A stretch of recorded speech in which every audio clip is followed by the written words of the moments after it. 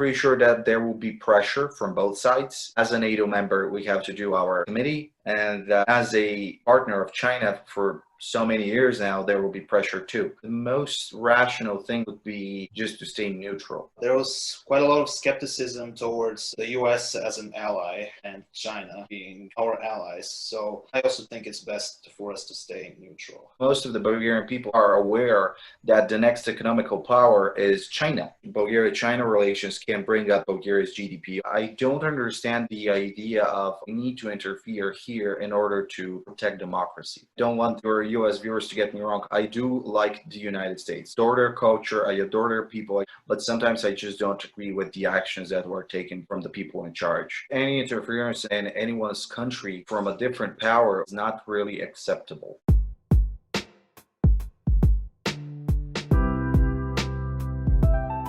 It's Keybros. Welcome back to part 2 of our Bulgarian episode. Let me remind you that we're talking to 2 friends from Sofia in Bulgaria. They are Asparuch and Svetozar. Before we start, please remember to subscribe to our channel by pressing the red button below, like the video by giving a thumbs up, and also share the video with your friends and family members. Without further ado, let's start part 2. Bulgaria and China have a very good relationship compared to other Western countries. Bulgaria signs up towards China's Belt and Road Initiative, is part of China's 17+1 European project, and also uses Huawei Telecom. Even many Western countries are against it. So what are your views on the modern Bulgaria-China relations and also the Belt and Road Initiative? Do you think it is beneficial to Bulgaria, or is it a debt trap as described by the Western media? From what I think is that Bulgaria and China, they have very deep international relations starting 1949, I think. One of the major key meetings was with Rumen Radev, our president, and your president. So I do believe that the conversation they had was mainly about Chinese investments in Bulgaria, about big businesses. Bulgaria-China relations can bring up Bulgaria's GDP and for the economic. I do believe that technologies are part of everybody's life in the 21st century, but I'm quite sure that we don't have to go that fast in terms of technology growth,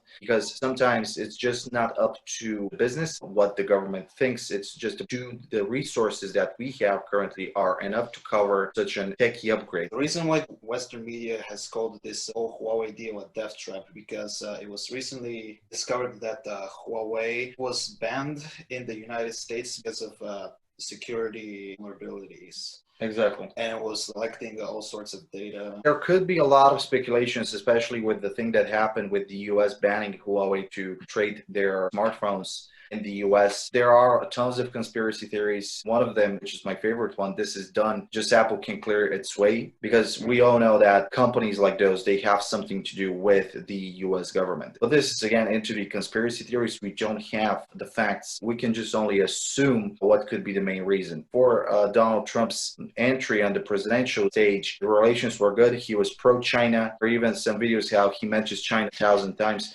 So I do believe that there is something that is going on, which is businessly involved. What are the Bulgarian thoughts about the 5G networks? Currently, they are not that positive. It's mainly because familiarity of what has been given of the media. I think that maybe in the next couple of years, we're going to integrate 5G networks. I do agree that many big tech businesses like Google, Facebook, obviously they all collude with the US government. When a major business player, especially in the tech world, appears and starts gaining grounds, the government has to go in charge and just say, okay, you have access to this and that. We need that access for some reasons. Do you think this is right?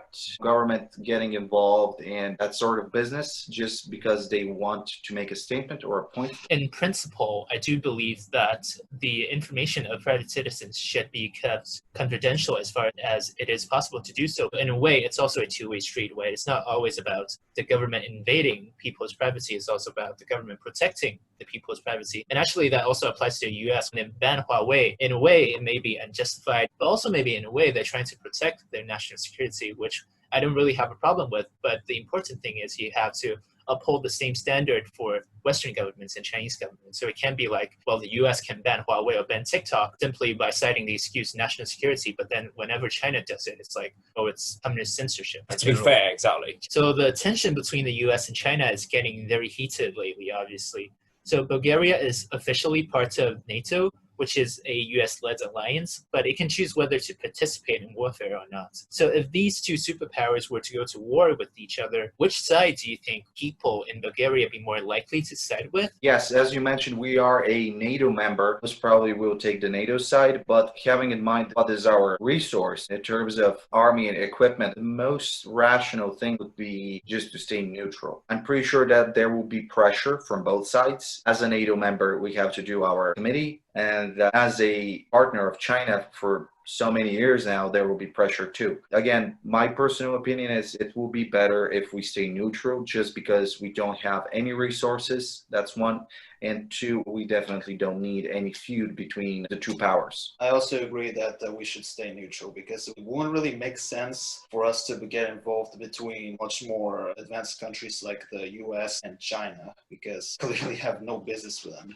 And besides, there was quite a lot of skepticism towards the US as an ally and China being our allies. So I also think it's best for us to stay neutral. Most of the Bulgarian people are aware that the next economical power is China. So again, people think one thing, they want to go their own way, the government and the policies with NATO, EU, they have to do this way. It's again a vice versa thing. It's nothing new. Like in every country, people have their own opinion, but in the end of the day, somebody else is giving the big word, and that's it. But I hope that the Prime Minister one day says, okay, we got to go allies with the US. The President will take a veto on it, because the president belonged to the air forces and he knows how are the things done. So I'm pretty sure that he will just put a veto on Bulgaria joining any conflict or whatsoever. So the Western media has always portrayed Bulgaria as this racist, backward, corrupt country, especially by the press in England. However, this is totally far from the truth. From my own personal experience, I've been in Bulgaria, and Bulgarian people are just very nice, very hospitable. I was never once racially discriminated in Bulgaria. So what are your thoughts on these claims by the Western media? Do you think the Western media is trustworthy at all? Any media is not trustworthy, if you ask me. Any media. It doesn't matter. Is Bulgaria a corrupted country? Yes. But so are other EU countries corrupted. There is just not noise about it. Is Bulgaria racist? You remember the football match last year between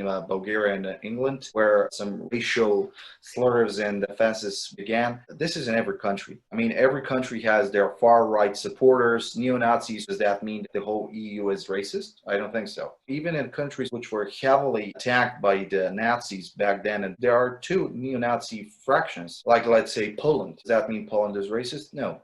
They have the right to express it. Is it right or wrong? We don't know. In our cases, it could be wrong. In their eyes, it could be right. I don't think that we are that racist. Yes, we do have some problems with Roma gypsies here and there. There was this conflict about should we accept refugees. In my opinion, this didn't end up pretty well, because money out of Bulgaria's budget were given to the refugees. Yes, we do understand their situation. But in the end of the day, we should take care of our people first, not to somebody else's. To me, it's unfair, having in mind that back then the minimum monthly salary in Bulgaria was roughly 225 euro, and per refugee the government was giving 300 euro. It wasn't quite fair, if you ask me. But that is not a racist opinion. I just want to make this clear. It is because why the government is taking care of somebody else rather than me. I think it also ties into how the EU often employs this politically correct idea that if you go against this refugee policy, then automatically you are a racist. And I feel like it is entirely within Bulgaria's national sovereignty to decide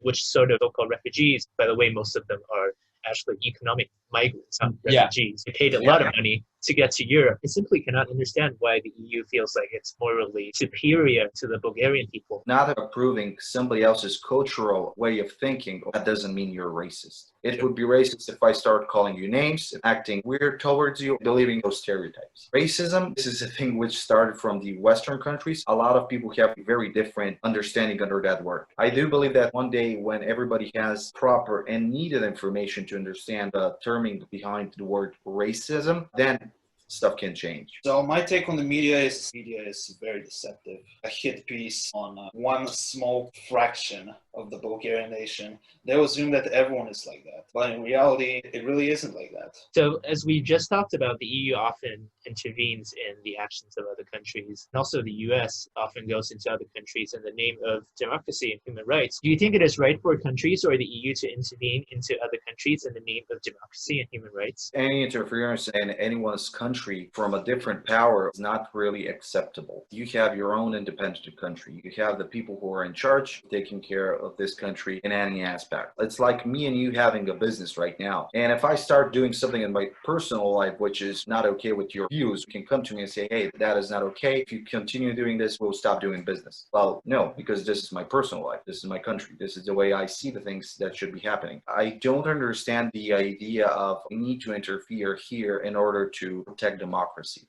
Yes, sometimes it could be needed. That's why you have the allies, partners. In those situations, it's okay to ask for support, but interfering all of a sudden for nothing is a bit weird to me. In our case, we have the EU. The EU can say to any country, this is not right. You should treat this better. This is a soft aggression. Don't want your US viewers to get me wrong. I do like the United States. I adore their culture. I adore their people. I have tons of people communicating with me from the US and Canada, but sometimes I just don't agree with the actions that were taken from the people in charge. It's pretty weird for me because Bulgaria has good relations with the US, strong partnership, although we still need visas to enter the US. Having in mind that their rules are way stricter than Bulgaria's, it could be hard for some people to go with the flow.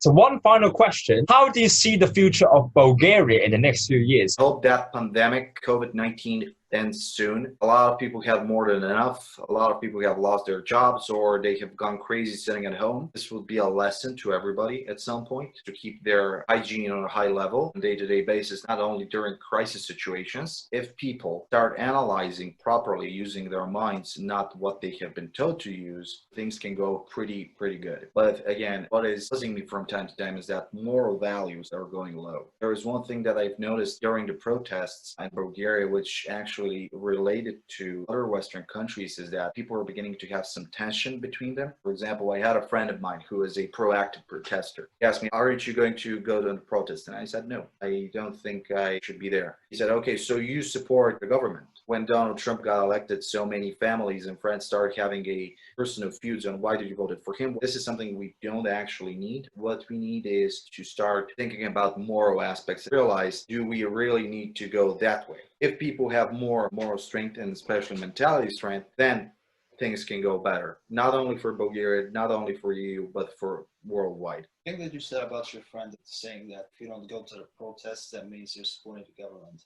I think this stems from the phenomenon, which is, I think, a quote from Martin Luther King, where silence is compliance. If you're silently supporting their cause, that doesn't mean anything to them. Like, this means that you're supporting the opposite side. Yeah, exactly. I really don't know why is this. Exactly. I'm not exactly sure if this is a priority, but I believe if there is a political and a police reform in our country, as well as other countries that are suffering similar protests like Belarus, Hong Kong, and the US, we may be one step further to living in peace. What you've just said about how your Bulgarian friend tried to pressure you to go to the protest, actually that happens all the time in Hong Kong. Yeah, because every day. especially amongst the younger generation and university students, it's like you can't even stay neutral. It's not just that you cannot support the government, it's also if you don't actively participate, then you are evil and you don't have a conscience. But I think that actually goes totally against what they actually proclaim to be fighting for, which is freedom and personal liberty and freedom to have your own opinion. If in a civil society you're not allowed to have your own opinions, then in a way that society is just as oppressive as countries which have a official party line ideology that you must adopt, like North Korea or Turkmenistan. Yeah. So I think the protesters really have to ask themselves, what sort of society are they trying to build and what sort of values are they fighting for? Because you cannot proclaim to be fighting for certain values when your actions actually don't match the things that you preach. Notice something very odd and weird. Everybody goes to a protest with a smartphone. doing a live broadcast. I do understand the idea that people should be familiar with what's going on, but I do believe that if somebody is going to a protest or concert or whatsoever, just keep your phone in your pocket and do the needed activity. Doing a broadcast live while somebody is getting beaten up does not make you an activist in this case. That makes you just a spectator. Just the lack of action of the person who is taking the video is even more disturbing. I think what you said is quite true, because here in Hong Kong, right, you've got some people who are not really certified as journalists, go on the street with their cell phones. Some protests, you actually have more journalists than actual protesters. Yeah. Basically, anyone with a phone can put on a press yellow jacket and be like, oh, I am part of the press. But then when someone gets beaten up, all they do is take pictures. They don't actually go and assist. The influence that social media has on those protests is just huge. What really happened is that everybody who is active on social media, he has become a media of himself. And of course, as we all know, that media will show you just the things that people should see, not everything. So that about concludes our video for today. Yes, and a big thank you again, Blagodaria, to our friends from Bulgaria for joining us. 1, 2, 3. Keybros.